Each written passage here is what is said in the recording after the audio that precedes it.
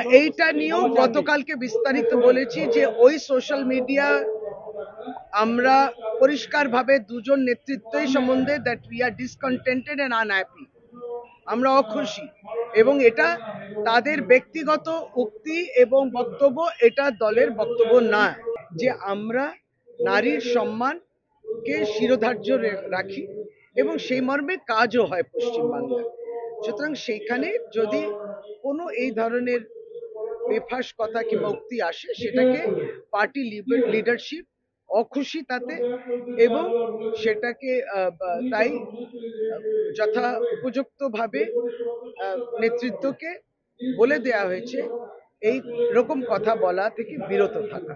কারণ বর্তমানে যে কসবা ঘটনাটা হয়েছে আইনের ছাত্রীকে নিয়ে, সেটাতে আমরা অত্যন্ত মর্মাহত, এবং কলকাতা পুলিশ যথোপযুক্ত সময় মতো পদক্ষেপ নিয়ে একবারই অ্যারেস্ট এবং সেই শাস্তির কথা আমরা বলছি রাজ্য সরকার পক্ষ থেকে, কলকাতা পুলিশের পক্ষ থেকে, নাগরিকের পক্ষ থেকে, এবং নিশ্চয়ই রাজনৈতিক দলের পক্ষ থেকে। এটাই আমাদের স্ট্যান্ড।